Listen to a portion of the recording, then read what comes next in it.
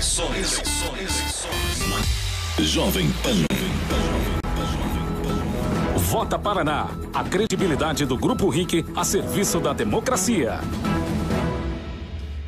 7h30 da manhã, espaço agora para o candidato Ratinho Júnior do PSD. O tempo da entrevista é de 20 minutos. A ordem de aparição dos candidatos aqui na Jovem Pan e logo depois na RIC TV Record foi decidida e definida em sorteio. Os candidatos que estão na preferência do eleitor, segundo as pesquisas, hoje nós completamos os 3 primeiros colocados. O Ratinho lidera, seguido da governadora Cida Borghetti. Em terceiro lugar, o candidato João Arruda, do MDB. Tempo de 20 minutos começa a contar agora. Candidato Ratinho Júnior, muito bom dia. Bom dia, Adriano. Bom dia, Marcos Souza. Bom dia, Terribas. Bom dia a todos os ouvintes da Rádio Jovem Pan. Qual é a diferença do Ratinho Júnior para Cida Borghetti e para o João Arruda? Olha, Denian, eu vou fazer aqui uma reflexão histórica do Estado e sem fazer disso uma crítica, tá? O Paraná, ele é governado há 30, 40 anos por 2 ou 3 famílias. Isso é um dado histórico. Acho que todas elas contribuíram, tiveram a sua importância, ajudaram no desenvolvimento do Estado. Agora, o Paraná, que é um Estado maior que Portugal, maior que a Hungria, se você juntar o PIB do Uruguai, da Bolívia e do Paraguai, não dá o PIB do Paraná. Eu penso que não é possível um Estado com esse porte, com essa musculatura, com essa importância que tem no país, ser dependente de 2 ou 3 famílias. Com um detalhe, quando não é o líder maior, se coloca o irmão, ou se coloca a esposa, aí vem o filho, ou vem o sobrinho. Quer dizer, não sai desse link familiar. O Paraná não pode ser um patrimônio familiar. O Paraná não deve, não precisa, nós não podemos admitir isso. Eu faço parte de uma nova geração, de uma safra política que vem pelo Paraná e pelo Brasil. Eu não tenho irmão filiado em partido, não tenho pai, não tenho mãe, eu faço política por missão e por gratidão. O Paraná foi importante para minha família. Eu tenho essa consciência.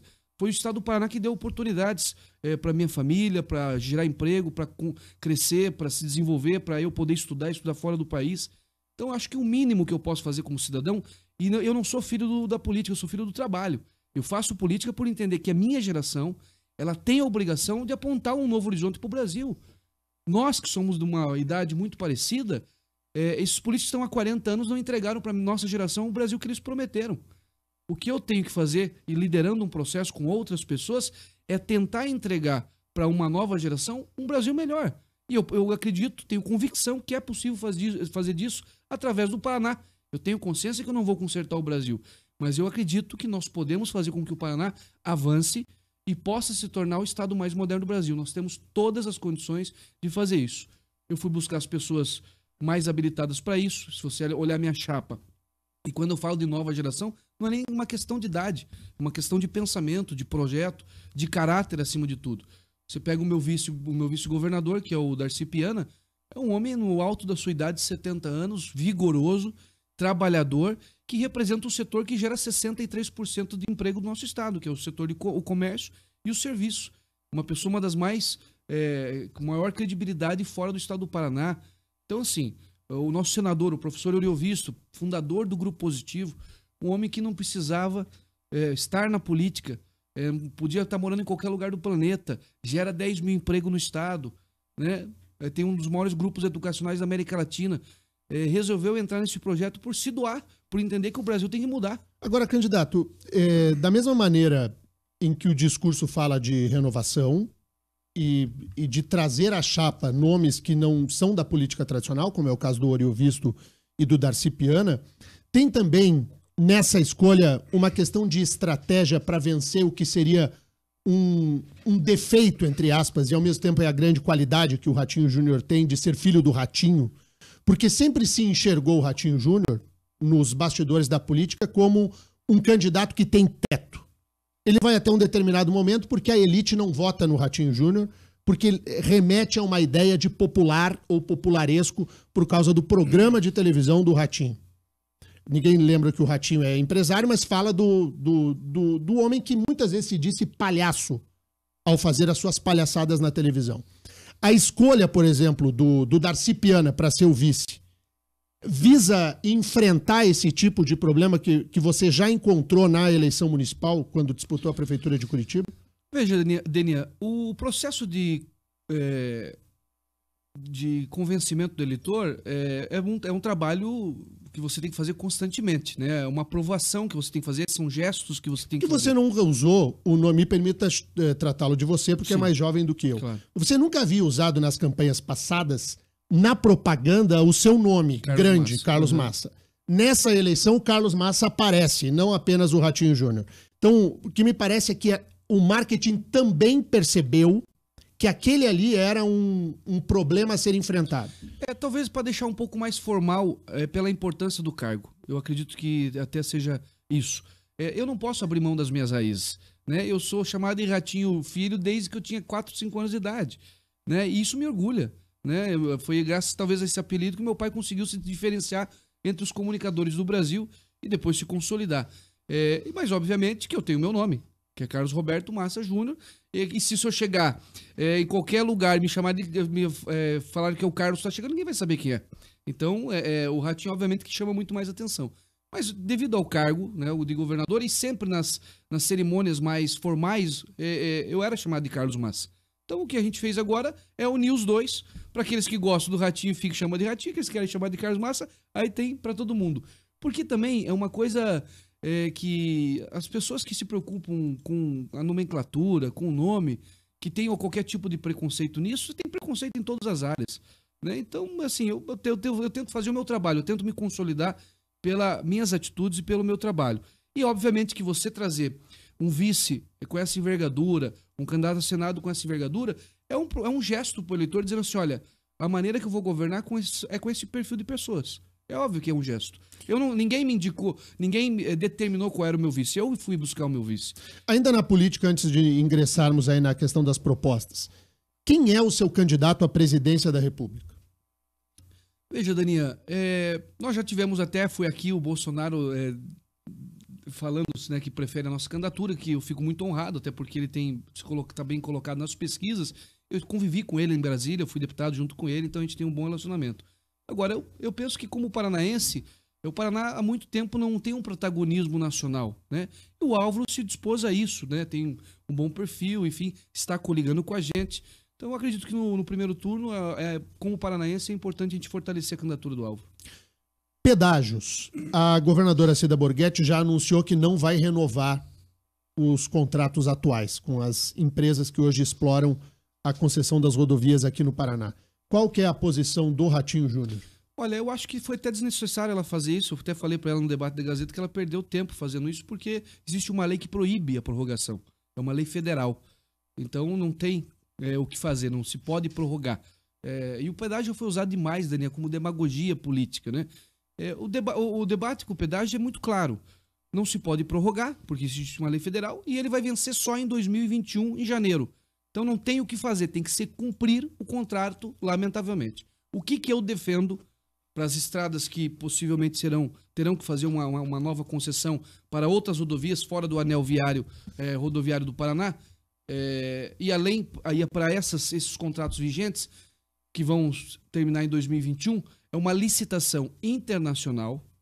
Por que licitação internacional? Porque você atrai investimentos de fundos de infraestrutura do mundo todo, canadense, americano, dos Emirados Árabes, asiáticos. Você diminui a chance do conluio, do esquema, como aconteceu na Lava Jato, que uma empresa combinava a obra com a outra, o preço, enfim. Quando você faz uma licitação internacional, você dificulta isso. E com duas exigências. Primeiro, a diminuição do preço em 40%, 50%, que é o que o Tribunal de Contas da União já disse que deveria acontecer. E também com um erro, buscando consertar um erro que foi feito nesses contratos, que é a obra acontecer logo na assinatura do contrato. Que nesses pedágios que nós temos, que foi feito em 97, jogaram as obras para depois de 2 décadas. Então, o paranaense pagou um pedágio altíssimo e não teve as obras durante 20 anos. Então, a ideia é fazer toda essa inversão. É consertar ou não fazer com os mesmos erros que aconteceram no passado. E os ouvintes, Marco? Daniel, muitas perguntas aqui ao candidato, várias sobre educação. Tem 2 aqui especiais, Ratinho, sobre a educação. Final telefone 0576, a Cerli Torrens. Ela diz que na era da tecnologia, professores têm que dar aula com quadro e giz, que está tudo socateado. E tem uma outra pergunta nesse sentido, da Isabel Oliveira pelo Twitter, dizendo que uma das suas propostas é fazer um intercâmbio dos alunos da rede estadual. Como fazer isso, já que nas escolas falta tudo? Olha, Serli, primeiro a educação, tudo é necessário na educação, tudo é importante, né? Desde o transporte escolar, desde a merenda, Denian, e nós vamos fazer 3 refeições por período. Nós temos crianças que chegam com fome porque são de famílias extremamente humildes e não conseguem aprender direito. Uma pessoa com fome, você sabe, não se concentra, não consegue prestar atenção. Então nós temos 3 refeições por dia, por período, né? Então na entrada, no recreio e na saída, porque tem criança que o pai e a mãe trabalham, o jovem chega em casa, não tem o que comer na geladeira ou não tem almoço pronto. Então nós vamos primeiro cuidar da alimentação, da parte nutricional desse aluno. Segundo, as escolas sucateadas, nós vamos fazer um trabalho de recuperação das escolas com o Exército. Eu vi vocês falando aqui de Exército, nós já falei com o Coronel Marinho, nós vamos trazer a mão de obra do Exército e o governo entra com os insumos, compra de tinta, cimento, vidros, recuperação da escola. Isso é possível. Isso é bom por quê? Porque a mão de obra do Exército você pode trabalhar 3 turnos. Você dá agilidade e não tem um custo para o Estado, né? Até porque eles já são remunerados no Exército.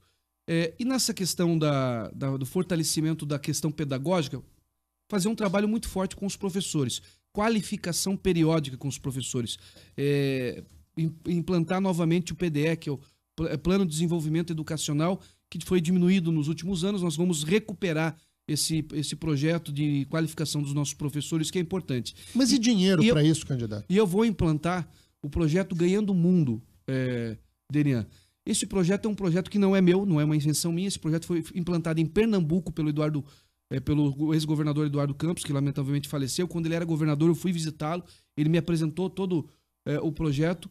E esse projeto, ele pega os melhores alunos de cada escola pública e manda para os Estados Unidos, ou para o Canadá, ou para a Inglaterra, ou para a Espanha.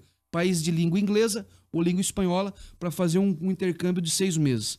E, obviamente, dá oportunidade para jovens de família humilde poder conhecer países de primeiro mundo, estudar em países de primeiro mundo e voltar influenciando outros alunos, outras pessoas, para que possa também se dedicar para que isso aconteça na vida deles. E vamos fazer o projeto Ganhando o Mundo Professor, que é fazer com que o professor possa fazer um curso de 30, 60 dias, também no exterior, para poder aprender, conhecer novos ambientes e metodologias de aprendizado e de ensinamento para ser aplicada aqui no estado do Paraná. Os projetos são muito bonitos. Se implementados, seria um ganho para a educação pública. Mas eu volto à pergunta da ouvinte. Não tem, às vezes, recurso para o papel higiênico, para o giz em sala de aula. Você falar em intercâmbio internacional, está muito distante da realidade do colégio público do estado do Paraná. De onde saiu o dinheiro para melhorar a educação verdadeiramente? Primeiro, Daniel, que é óbvio que não tem dinheiro para tudo. Governar é você optar, né, por aquilo que é prioridade.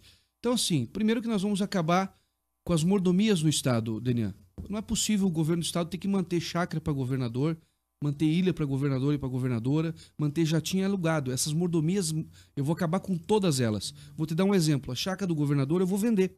E vamos montar um colégio agrícola 4.0 no Parque Castelo Branco. Vamos aplicar, trazer agricultura de precisão para os nossos jovens que já trabalham na zona rural e ajudam seus pais. Aquela granja do Canguiri lá. Exatamente. A Ilha do Governador, por exemplo, nós vamos fazer um leilão para que um resort ecológico possa ser investido ali e gere emprego para o nosso litoral, gere renda, potencialize o nosso turismo.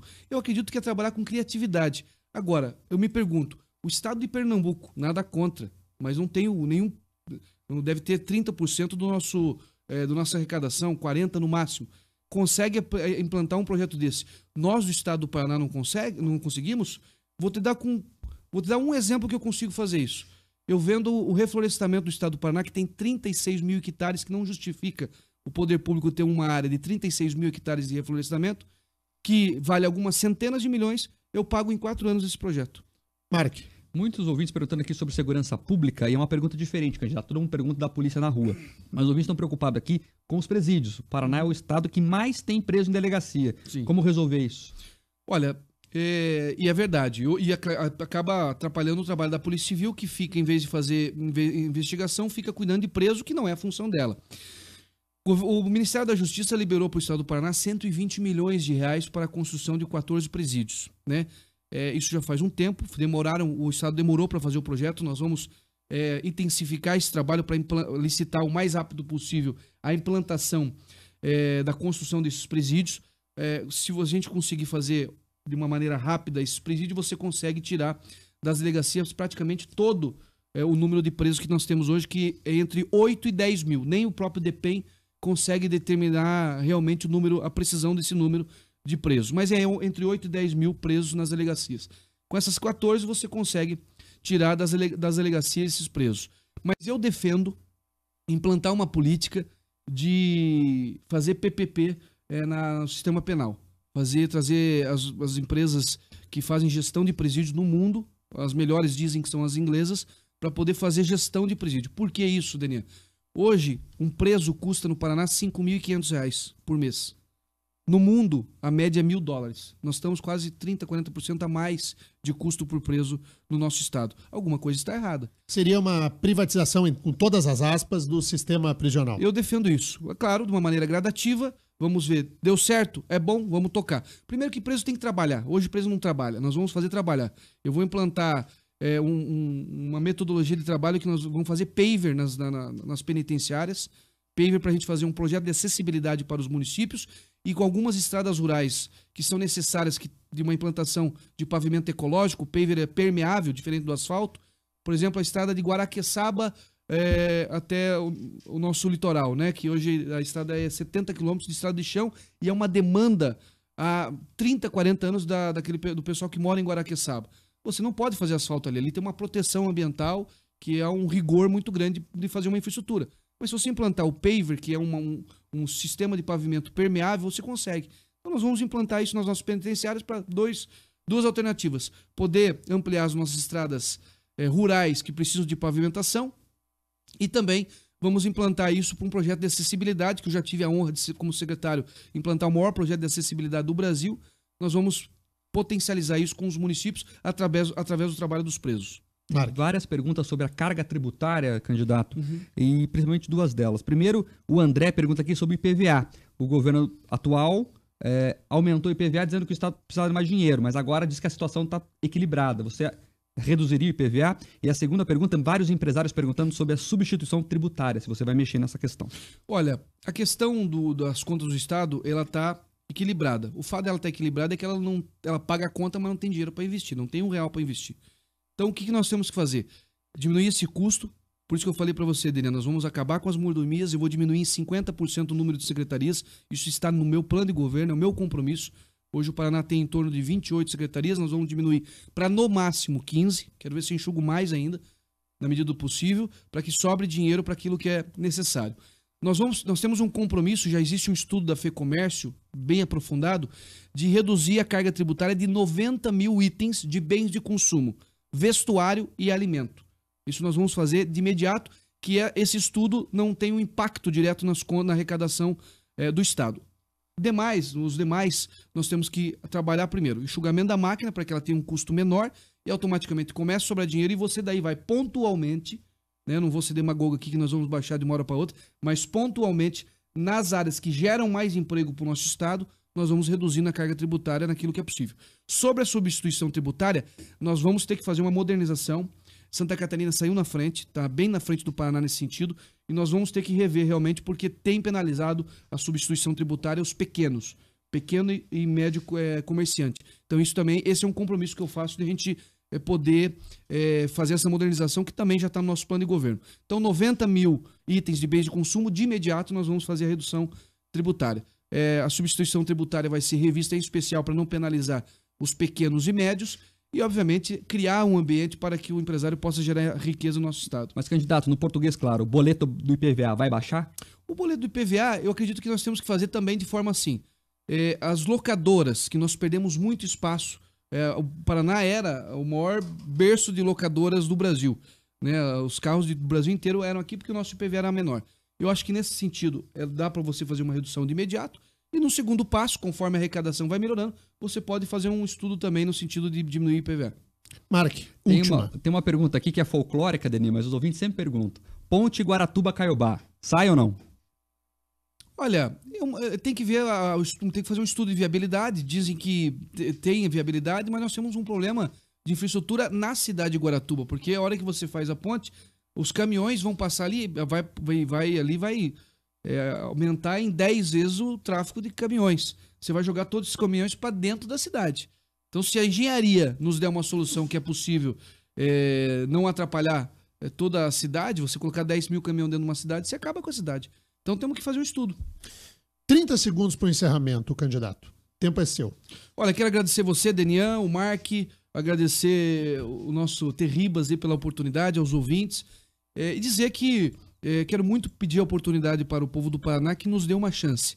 Eu tenho em todos os cargos que eu, graças a Deus, ocupei, não envergonhei a ninguém, nem meus eleitores, nem a minha família, e tenho buscado sempre estar o máximo preparado com uma grande equipe para poder fazer um grande trabalho. E nós vamos fazer pelo Paraná. Eu tenho convicção que o Paraná pode ser o estado mais moderno do Brasil, e nós montamos uma equipe para isso, eu montei um plano de governo para isso, e estou com coragem para tomar as decisões mais importantes para o Estado, inclusive acabando com as mordomias, diminuindo o Estado, fazendo com que a máquina pública possa ser mais ágil e veloz para melhorar a vida das pessoas. O modelo, Denian, de gestão pública brasileiro, ele é ainda fordiano. Nós temos que partir para o modelo Google, com inovação, tecnologia, rapidez e uma geração que obviamente queira transformar a vida das pessoas. E eu tenho a missão de resgatar a esperança do povo do Paraná na política. E estou animado para fazer isso. A gente vai seguir a entrevista com o candidato Ratinho Júnior agora no quadro 8 em ponto, especial eleições na tela da RIC TV Record. Vamos falar sobre Copel, sobre estatais, possibilidade de privatização, vamos falar de combate à corrupção e outros assuntos. Quem está interessado em saber mais sobre o Ratinho Júnior pode ligar na tela da RIC TV Record. Amanhã nós voltamos. Amanhã o candidato é o doutor Rosinha, do Partido dos Trabalhadores. Diga, Tê. Lembrando que para você que pegou a entrevista pela metade, para você que pegou só o finalzinho, ela fica salva no nosso podcast dentro do nosso canal do YouTube. Então você acessa aí o RIC Mais PR no YouTube e você vai poder acompanhar todas as outras entrevistas também, inclusive a entrevista de hoje. Legal. Candidato, obrigado pela atenção à Jovem Pan.